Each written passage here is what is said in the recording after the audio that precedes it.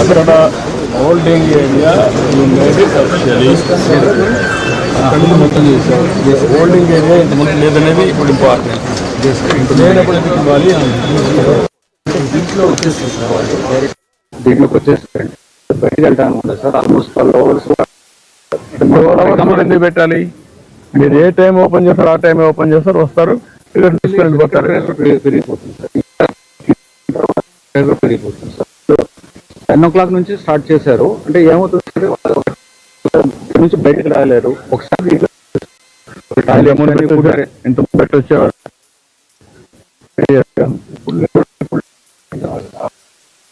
Town అయ్యా.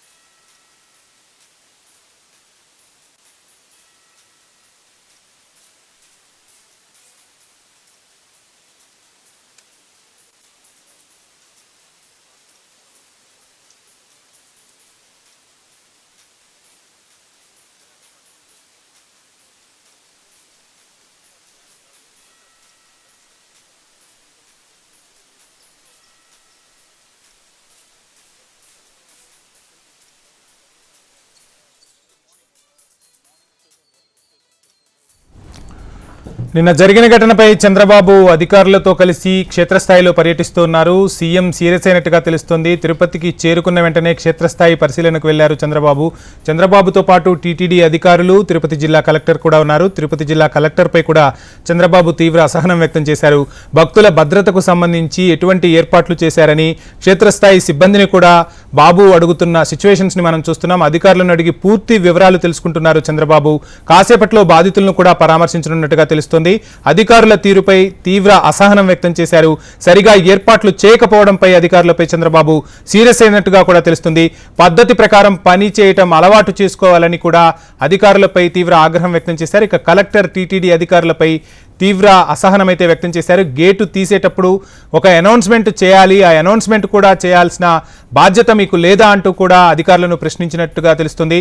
2000 మంది పట్టే ప్లేస్లో 2500 మందిని ఎందుకు ఉంచాల్సి వచ్చిందని కూడా చంద్రబాబు అధికారులను అయితే నిలదీశారు. టీటీడీ అధికారులపై చంద్రబాబు తీవ్ర ఆగ్రహం అయితే వ్యక్తం చేస్తున్నారు. తిరుపతి ప్రమాద స్థలాన్ని క్షేత్రస్థాయిలో సీఎం చంద్రబాబు పరిశీలిస్తున్నారు. తొక్కిసలాట జరిగిన ప్రాంతాన్ని సీఎం చంద్రబాబు పరిశీలించి అధికారుల పనితీరుపై తీవ్ర అసహనం అయితే వ్యక్తం చేసినట్టు తెలుస్తోంది. పద్ధతి మార్చుకోకపోతే క్రమశిక్షణా చర్యలు తప్పక ఉంటాయని కూడా బాబు హెచ్చరికలు జారీ చేశారు. అధికారుల ఏర్పాట్లు సరిగా లేవని చెప్పి చంద్రబాబు సీరియస్ అయినట్టుగా కూడా తెలుస్తుంది.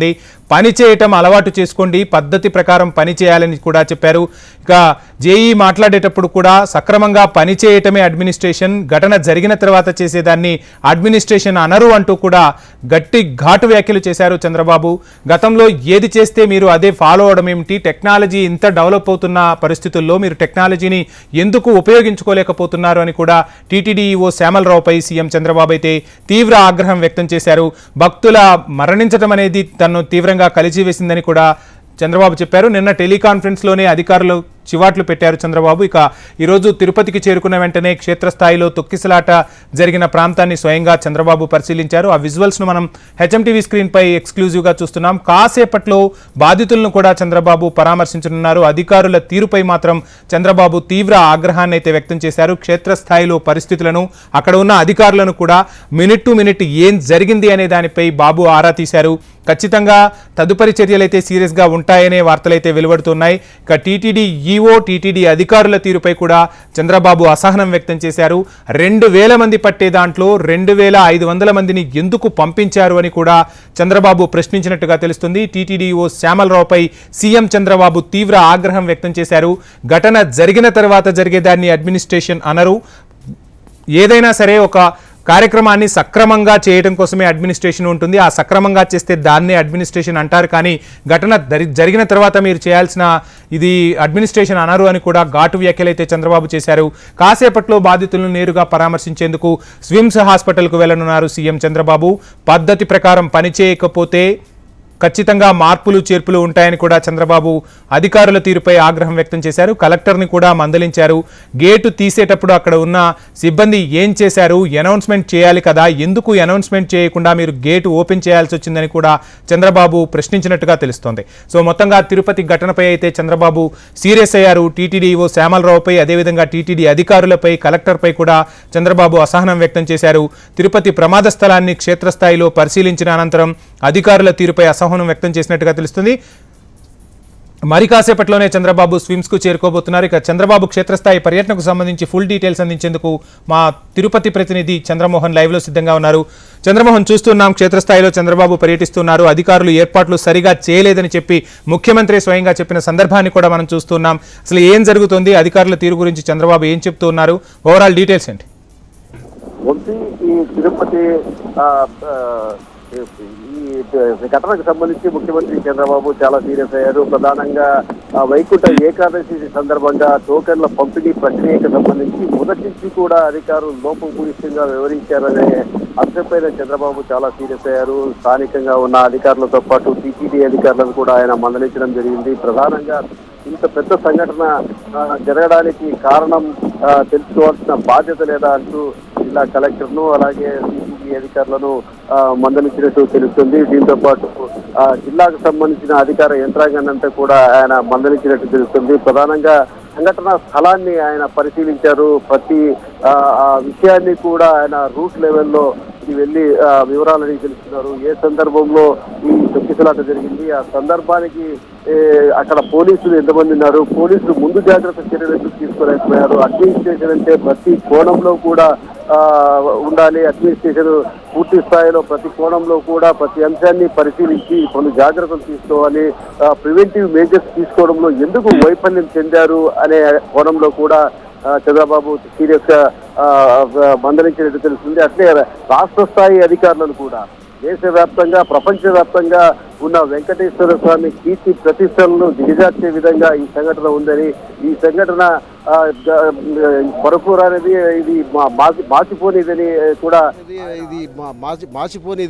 కూడా ఆయన ఆవేదన వ్యక్తం చేసినట్టు తెలుస్తుంది. దీంతో పాటు దేశ విదేశాల నుంచి భక్తులు కూడా పెద్ద ఎత్తున జరిగిన సంఘటనకు సంబంధించి తెలుసుకోవడము, దానిపైన వివిధ రూపాల్లో వారు తమ నిరసనను తమ ఆవేదనను వ్యక్తం చేయడం, సోషల్ మీడియా ద్వారా వ్యక్తం చేయడం వంటి పరిణామాలన్నింటినీ కూడా ప్రభుత్వం నిశ్చితంగా గమనిస్తుంది. చంద్రబాబు ప్రత్యేకించి ముఖ్యమంత్రికి మొదటి నుంచి కూడా తిరుపతి మీద, తిరుపతి దేవస్థానం మీద, వెంకటేశ్వర స్వామి మీద ప్రత్యేకమైన భక్తి ఉంది. ఆయన తన ఇంటి ఇలవేల్పుగా కొలిచే తిరుపతి శ్రీ వెంకటేశ్వర స్వామికి సంబంధించిన వైకుంఠ ఏకాదశి సందర్భంగా ఈ వైకుంఠ ద్వార దర్శనానికి సంబంధించిన టోకన్ల పంపిణీ సందర్భంగా ఇలాంటి సంఘటన జరగడం పట్ల ఆయన చాలా సీరియస్ అయ్యారు. ఆయన ప్రతి విషయంలో కూడా ప్రతి శాఖకు సంబంధించిన అధికారిని కూడా మందలించినట్టు తెలుస్తుంది.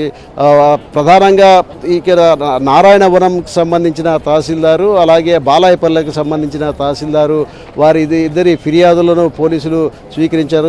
ఆ కోణంలో పూర్తి స్థాయిలో విచారణ సాగుతోంది. ఇప్పటికే ఒక నివేదికను ప్రభుత్వం చంద్రబాబు తీసుకున్నట్టు తెలుస్తుంది. కొద్దిసేపటి క్రితం సంఘటనా స్థలానికి వెళ్ళి ప్రతి ఒక్కరిని విచారించారు.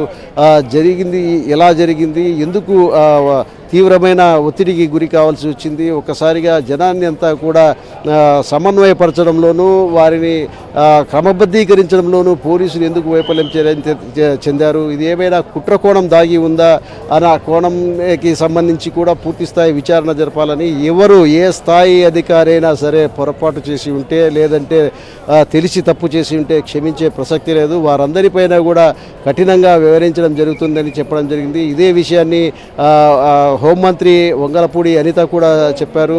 జరిగింది ప్రమాదమే కానీ ఉద్దేశపూర్వకంగా ఏమీ చేసి ఉండరు, కాకపోతే జరిగిన సంఘటన పట్ల బాధపడము అలాగే బాధితులను ఓదార్చడం తప్ప మనం ఏమీ చేయలేము, కాకపోతే భవిష్యత్తులో ఇలాంటి సంఘటనలు పునరావృతం కాకుండా చూస్తామని చెప్పేసి హోంమంత్రి అలాగే దేవాదాయ శాఖ మంత్రి ఆనం రామనారాయణ రెడ్డి అలాగే మంత్రి సత్యకుమార్ కూడా ఈ సంఘటన పట్ల స్పందించడం జరిగింది. దాదాపుగా 6 మంది మంత్రులు వచ్చి ఇక్కడ బాధితులను పరామర్శించడంతో పాటు మృతుల కుటుంబ సభ్యులను ఓదార్చి వారందరినీ కూడా మృతదేహాలన్నింటినీ కూడా వారి వారి స్వస్థలాలకు చేర్చడం జరిగింది, పంపించడం జరిగింది. ప్రత్యేకంగా అధికారులను ఏర్పాటు చేసి వారికి కుటుంబ సభ్యులకు ప్రత్యేకమైన వాహనం ఏర్పాటు చేసి దారిలో ఎలాంటి ఇబ్బందులు జరగకుండా వారు నేరుగా వారి గ్రామాలకు చేరుకునే విధంగా అధికారులు ఏర్పాటు చేశారు. జిల్లా కలెక్టర్ వెంకటేశ్వర్ అలాగే ఎస్పీ నాగన్న కూడా ఈ ప్రత్యేకమైన బందోబస్తు ఏర్పాటు చేశారు. మరికొద్దిసేపట్లో పద్మావతి మహిళా వైద్య కళాశాలకు ముఖ్యమంత్రి రానున్నారు. ఇప్పుడే సంఘటన స్థలానికి సంబంధించి పూర్తి స్థాయిలో మా ముఖ్యమంత్రి వెళ్ళడం జరిగింది. అక్కడ పూర్తి స్థాయి సమాచారాన్ని సేకరించారు. ఆ తర్వాత ఇక్కడికి వైద్యశాలకు వచ్చి ఇక్కడ క్షతగాత్రులు ఎవరున్నారో వారిని అందరినీ పరామర్శిస్తారు. ఇప్పటికే దాదాపు అంటే 37 మందిని ఆసుపత్రిలో చేర్చారు, వారందరికీ వైద్యం అందించారు. 7 మందికి తీవ్రమైన గాయాలు తగిలాయి, కొంతమందికి ఎముకలు విరగా, కొంతమందికి సర్వైకల్ ఫ్రాక్చర్స్ అలాగే మరికొంతమందికి రిబ్స్ పక్కటెముకలు విరిగిపోయిన పరిస్థితిలో వారికి శస్త్రచికిత్సలు చేయించడానికి ప్రభుత్వం వారికి ప్రత్యేకమైన ఇన్స్ట్రక్షన్స్ ఇవ్వడం జరిగింది.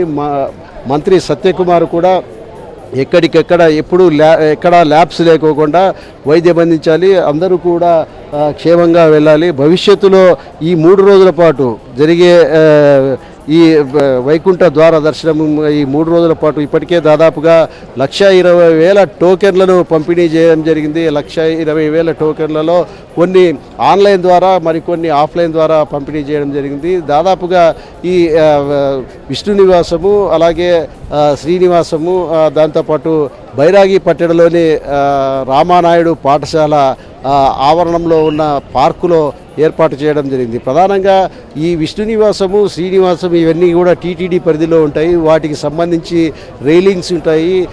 ఆ క్యూ పద్ధతిలో కొంత వెళ్ళడానికి అవకాశం ఉంటుంది.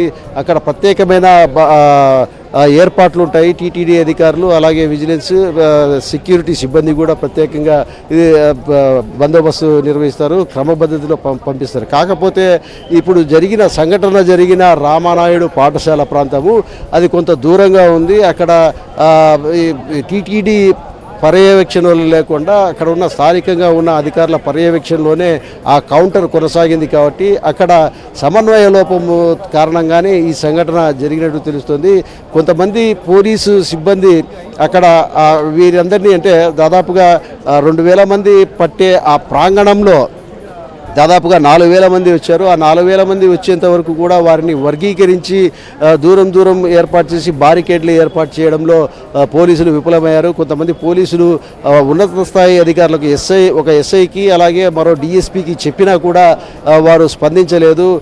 ఇటువంటి పరిస్థితులు ప్రతి ఏడు చూస్తూనే ఉన్నాము. తిరుమల తిరుపతి దేవస్థానం నిర్వహించే బ్రహ్మోత్సవాలు కానీ అలాగే ప్రత్యేకమైన ఉత్సవాలలో భారీగా వివిధ ప్రాంతాల నుంచి వేల సంఖ్యలో లక్షల సంఖ్యలో భక్తులు వస్తుంటారు. తమకు ఇది అలవాటే అన్నట్లుగా వారు వ్యవహరించి మాట్లాడడం జరిగినట్లు స్థానికంగా అక్కడ సంఘటన జరిగిన ప్రాంతంలో ఉన్న కొంతమంది ప్రత్యక్ష సాక్షులు తెలిపారు. అలాగే బాధితులకు సంబంధించి ఎవరైతే మృతులు ఉన్నారో ఆ మృతులకు సంబంధించిన బంధువులు కూడా తాము చేసిన వినతిని పోలీసు అధికారులు సరిగా పట్టించుకోలేదు, తమ సూచనలు పట్టించుకోలేదు, తమ వారు కనిపించడం లేదంటే కనుక వెతుక్కోపోండి అంటూ నిర్లక్ష్యంగా సమాధానం చెప్పారు అని కూడా బాధితుల కుటుంబ సభ్యులు, మృతుల కుటుంబ సభ్యులు చెప్పడం జరిగింది. హోమ్ మినిస్టర్కి చెప్పారు, అలాగే మంత్రులకు కూడా చెప్పారు. ఇటువంటి సంఘటన పునరావృతం కాకుండా చూడాలని తాము ఎంతో భక్తితో. చంద్రమోహన్, మీరు చెప్తున్నట్లుగా అదేవిధంగా సీఎం చంద్రబాబు క్షేత్రస్థాయిలో పర్యటించేటప్పుడు కూడా అధికారుల సమాధానాలు మనం విన్నప్పుడు ఖచ్చితంగా ఓవర్ కాన్ఫిడెన్స్ అనేది కనిపించింది. ఆ ఓవర్ కాన్ఫిడెన్స్ వల్లే ఈ ఘటన జరిగిందనేది అక్కడ భక్తుల నుంచి క్షేత్రస్థాయిలో పరిశీలించిన తర్వాత కూడా మనకు అర్థమవుతుంది. సో ఈ ఓవర్ కాన్ఫిడెన్స్ రావడానికి అసలు ప్రధాన కారణం ఏంటంటే ఎన్నో ఉత్సవాలు చేశాము, ఇది ఒక పెద్ద ప్రయాస పడాల్సిన అవసరమే లేదు, రోజువారీ తంతులాగే భావించారా? ఎలా చూడాలంటారు అధికారుల అలసత్వాన్ని? ప్రధానంగా ఎప్పుడూ లేని విధంగా పెద్ద ఎత్తున ప్రచారం జరిగింది. వైకుంఠ ద్వారా దర్శనం చేస్తే మోక్ష ప్రాప్తి కలుగుతుంది. ప్రధానంగా ఈ 3 రోజుల పాటు టీటీడీ అధికారులు 10 రోజుల పాటు ఈ క్రతువు నిర్వహిస్తున్నా కేవలము వైకుంఠ ఏకాదశి రోజున ఆ మరుసటి రోజు అంటే 10, 11, 12వ తేదీలలో దర్శనం చేసుకుంటే వైకుంఠ ప్రాప్తి కలుగుతుంది, దేవదేవుడు అనుగ్రహిస్తాడు అనే ఒక ప్రచారం పెద్ద ఎత్తున సాగింది. దీంతో ఉత్తరాది రాష్ట్రాలకు సంబంధించిన వారు, అలాగే తమిళనాడు, కర్ణాటక, తెలంగాణ రాష్ట్రాలకు సంబంధించిన వారు కూడా పెద్ద ఎత్తున హాజరయ్యారు. కానీ ఇంతమంది హాజరవుతారని అధికారులు ఊహించకపోవడం గమనార్హం. ఇక్కడ వారి నిర్లక్ష్యమే పూర్తిగా కనిపిస్తుంది. అక్కడ ప్రత్యక్ష సాక్షులు కూడా చెబుతున్నారు, తాము కొన్ని సూచనలు చేసినా కూడా వారు పట్టించుకోలేదు. ఇది తమ కళ్ళ ముందరే అక్కడ పశువులు బాయడం తమకు చాలా కష్టం అనిపించింది, చాలా బాధ అనిపించింది. మేము ఎంతో చెప్పాము, చాలా మందికి సిపిఆర్ చేశాము. సిపిఆర్ చేసిన వాళ్ళలో ఒకరిద్దరు కొంత సర్వైవ్ అయ్యారు అని కూడా అక్కడ వారు చెప్తున్నారు. మరి కొద్దిసేపట్లో ఇక్కడి హాస్పిటల్కు స్విమ్స్ ఆసుపత్రికి చంద్రబాబు రాబోతున్నారు. అందుకు సంబంధించి భారీ బందోబస్తు ఏర్పాటు చేశారు. తిరుపతి ఎమ్మెల్యే ఆరణి శ్రీనివాసులు, అలాగే జనసేన నాయకులు, బీజేపీ నాయకులందరూ కూడా ఇక్కడికి వచ్చి ఉన్నారు.